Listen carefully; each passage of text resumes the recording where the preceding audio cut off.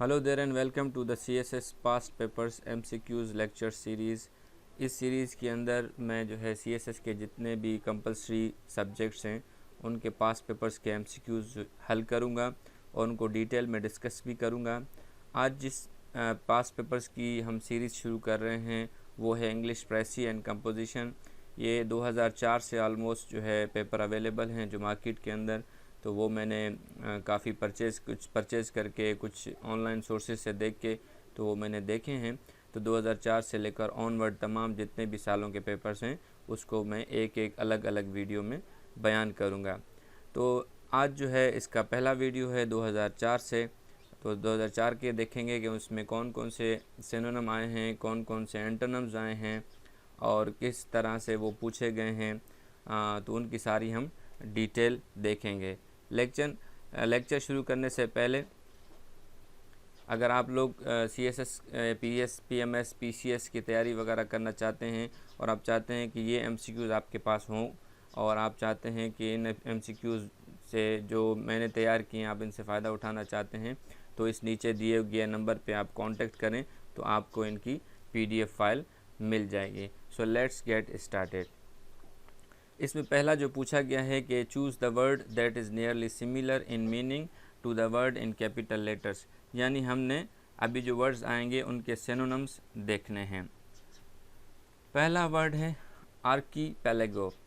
आर्कीपेलेगो जो है वो पार्ट्स ऑफ स्पीच के अंदर नाउन है और ये कहते हैं एक आइलैंड का ग्रुप होता है और जिसके चारों अतराफ जो है वो सी होता है। एक ग्रुप ऑफ आइलैंड है जिसको सराउंड किया होता है सी ने। इसका जो टॉपिक है वो है जोग्राफ़ी से, यानी कि ये जोग्राफ़ी से लिया गया है।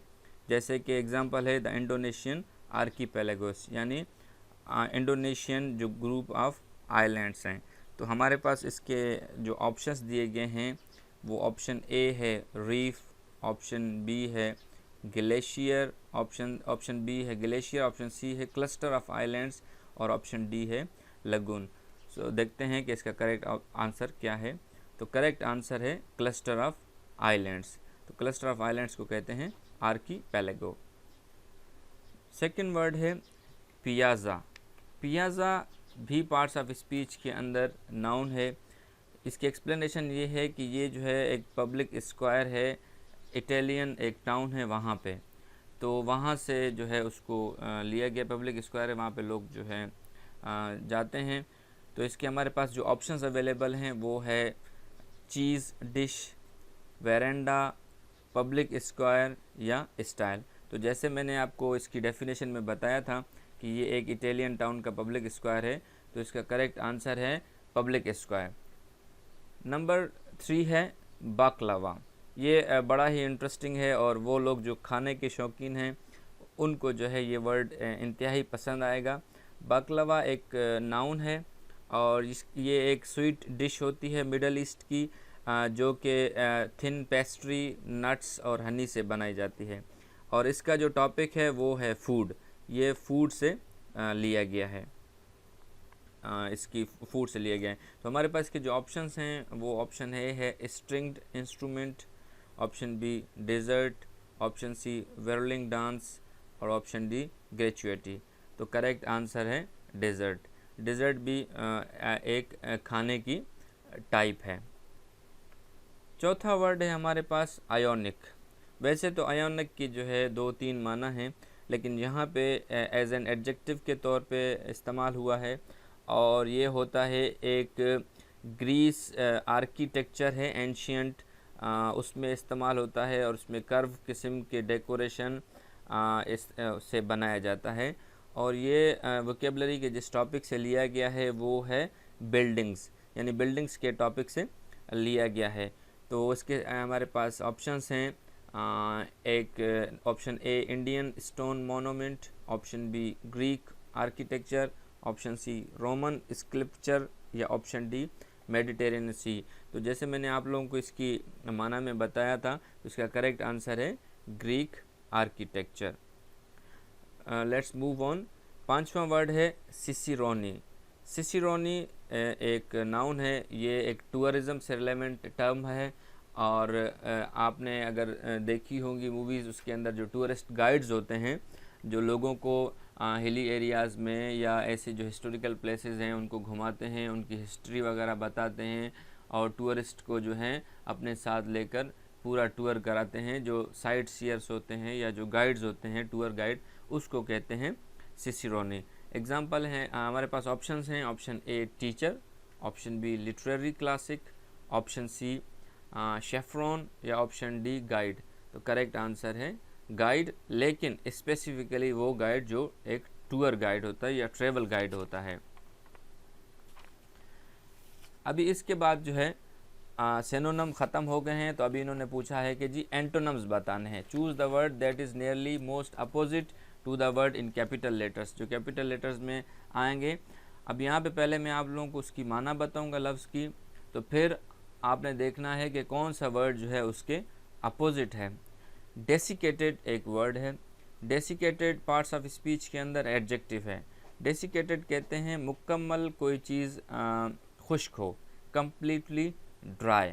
अब हमारे पास जाहिर सी बात है हमने एंटोनम्स बताने हैं, तो यहाँ पे एक ऐसा वर्ड होगा जिसका माना होगा कम्प्लीटली गीला, यानी मुकम्मल तौर पे भीगा हुआ, या कोई ऐसी चीज़ जो पानी में पड़ी हुई हो, उसको वो लफ्ज़ यहाँ पे आएगा, क्योंकि हमने अपोजिट देखना है डेसिकेटेड का।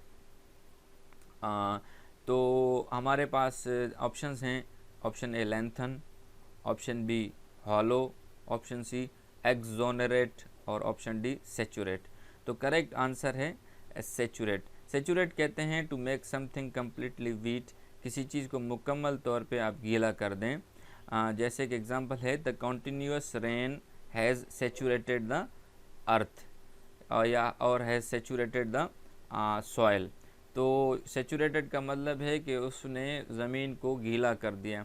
अब सेचुरेटेड गीला करना और डेसिकेटेड कहते हैं कम्प्लीटली ड्राई को, जैसे कि होता है डेसिकेटेड कोकोनट।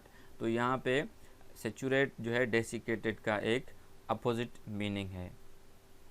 दूसरा अपोजिट मीनिंग में जो वर्ड पूछा गया था वो है apotheosis. Apotheosis parts of speech के अंदर नाउन है। इसकी एक्सप्लेनेशन ये है कि a best time in somebody's life and a career, किसी शख्स की ज़िंदगी में या उसके कैरियर में एक अच्छा जो टाइम होता है उसको अपोथियोसिस कहते हैं। ये अपोथियोसिस जो है एक वो उनको भी कहते हैं जो गॉड लाइक होते हैं, यानी कि हमारे मुसलमानों के अंदर तो नहीं, जो दूसरे मज़ाहिब हैं उसके अंदर जो ऐसी मखलूक वो मानते हैं कि जी गॉडली मखलूक हैं, उसको भी अपोथियोसिस कहते हैं। तो हमने इसका देखना है कि जी अपोजिट मीनिंग, यानी यहाँ ऐसा शख्स जो अपने कैरियर और लाइफ में मशहूर हो उसको कहेंगे अपोथियोसिस। इसके एंटोनिम्स देखते हैं, डिपार्चर फ्रॉम ट्रेडिशन, बी है impatience with stupidity, number C है डिमोशन फ्रॉम ग्लोरी, और डी है सरेंडर टू इम्पल्स। तो करेक्ट आंसर है डिमोशन फ्रॉम ग्लोरी। अब डिमोशन फ्रॉम ग्लोरी का मतलब है कि कोई शख्स जो है वो अपने उरूज पर है, अपनी कामयाबी के जो है वो औज पर है, तो उससे डिमोशन हो रहा है, गिर रहा है। तो अगर वो अपने ग्लोरी से डिमोशन उसकी हो गई है, यानी प्रमोशन होता है, प्रमोशन ऊपर जाना, डिमोशन नीचे जाना, तो उसकी ग्लोरी जो है किसी बादशाह की जब ग्लोरी ख़त्म हो जाती है तो वो उसकी डिमोशन हो जाती है। लेकिन अपोथियोसिस वो पीरियड होता है जब लाइफ में या कैरियर में आप बहुत ज़्यादा सक्सेसफुल होते हैं और आपकी ग्लोरी प्रमोशन की तरफ जाती हैं। तो यहाँ पे डिमोशन फ्रॉम ग्लोरी जो है वो अपोथियोसिस का परफेक्ट एंटोनम है। नेक्स्ट है जी spunk. Spunk is a noun in the parts of speech. ये इसकी मीनिंग है स्पंक की करेज, डिटर्मिनेशन, यानी बहादुरी दिखाना, हिम्मत दिखाना। और ये जिस टॉपिक से लिया गया है वोकेबलरी के, वो है पर्सनल क्वालिटीज़, यानी इंसान की जो पर्सनल क्वालिटीज़ होती हैं उससे रेलेवेंट जितने भी लफ्ज़ हैं वो ये लफ्ज़ भी उसमें आता है। तो अभी हमने देखना है, स्पंक कहते हैं करेज और डिटर्मिनेशन, बहादुरी को। तो हमने देखना है ऐसी चीज़ जो बुज़दिली हो, सुस्ती हो, वो इसका होगा एंटोनम्स। तो हमारे पास ऑप्शन हैं success, timidity, growing awareness, loss of Prestige. तो करेक्ट आंसर है जी टिमिडिटी। टिमिडिटी कहते हैं the fact of being shy and nervous, आप जो हैं वो थोड़े से शर्मीले हों और या आप थोड़े से परेशान हों। और जैसे एग्जांपल है the program helps student to overcome their timidity while speaking. अब शायनेस होती है जब बंदा स्टेज पे नया नया जाता है तो वो जो है एक टिमिड होता है, उसके अंदर एक टिमिडिटी होती है, एक शायनेस होती है। तो अब स्पंक कहते हैं बहादुरी को, डिटर्मिनेशन को, करेज को, और टिमिडिटी कहते हैं the fact of being shy and nervous. तो यहाँ पे timidity is the correct answer of spunk. Fourth word है कैवल। कैवल कहते हैं जी ये पार्ट्स ऑफ स्पीच के अंदर वर्ब है to make unnecessary complaints about something, मतलब खामखा के अंदर जो है आप जो है मसले बना रहे हैं, खामखा की कंप्लेंट्स दे रहे हैं, उसको कहते हैं कैवल। और कैवल का जो सिनोनिम है वो है क्यूबल, QUIBBLE,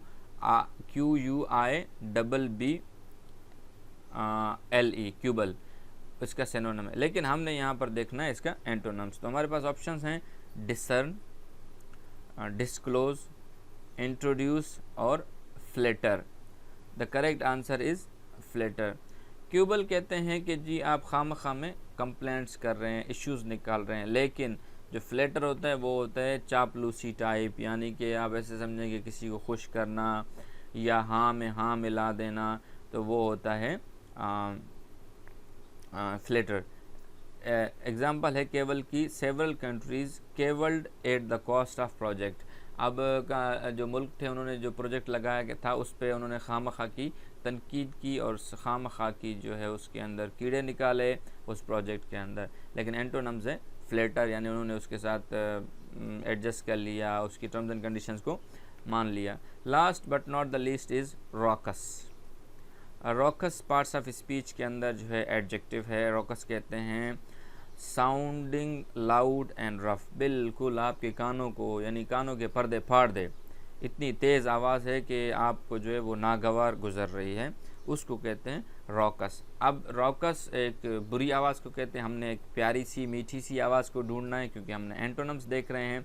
तो ऑप्शंस हैं option A orderly, option B absorbent, option C buoyant, option D मेलीफ्लुअस।